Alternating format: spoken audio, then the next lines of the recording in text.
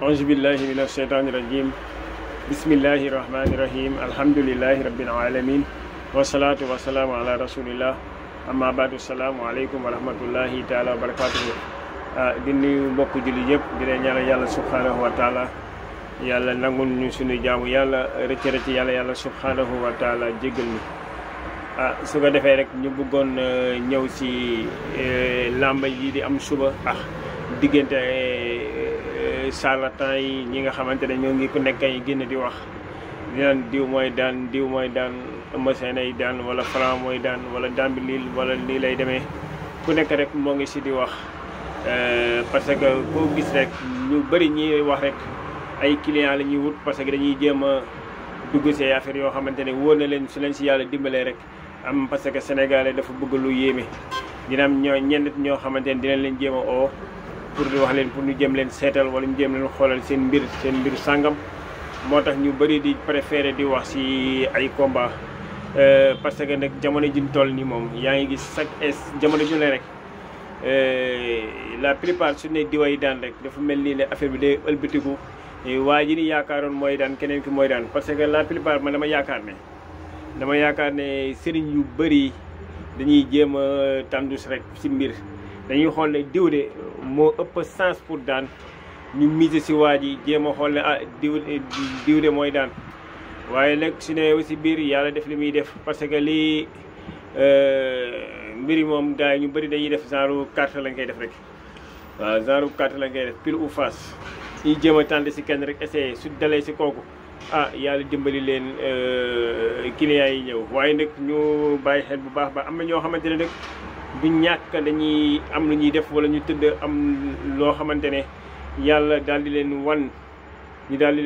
waaye nag nekkul li la yàlla wan rek loolu mooy am déedéet du loolu parce que li Serigne Cheikh Ahmed Tidiane si waxoon Serigne Cheikh Ahmed Tidiane si Al Maktoum dafa ne woon yàlla par des fois dalee woon mbir ba mu leer nga yaakaar ne lii mooy am mu jégi-jégi bu koy wëlbali sa du la tàggu moom yàlla subhanahu wa taala moo tax affaire wu xaybu li nga xamante ne ñëwagul dañ si war a moytu def si attention bu baax a baax parce que xaybu yàlla rek a ko xam c'est lii nga xamante ne mooy am moom yàlla subhanahu wa taala moom rek a xam moom yàlla subhanahu wa taala waaye nag am na ñoo xamante ne ay góor yàlla yoo xamante ne yàlla subhanahu wa taala dina leen wan ay mbir waaye nag ñooñu nag duñ préféré di génn di wax waaw parce que xam ne nu mbir yàlla moom fa'aalun limaa yuriid mooy def lu ko neex moom yàlla subhanahu wa taala yàlla am na ñoom leen wala diw mooy daan ñu ñëw diw daan waaw ba defa ma ne la wane diw na gis diw mu daan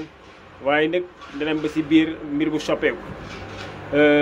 parce que man dama koy xoole rek sama boppa li may wax nii rek yàlla xam na ko wallaahi lazim tëdd naa guddi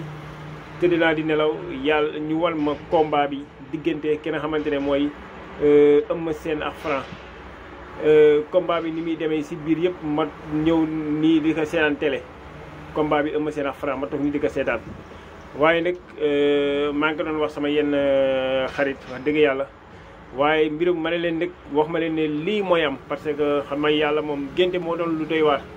génte nekkul li nga gis rek loolu lay am parce que ma ne la junji leneen loo xamante ne bokkul li nga gis waaw moo tax ñu bëri nag dañu war a def attention si mbir bi war nañ def attention lool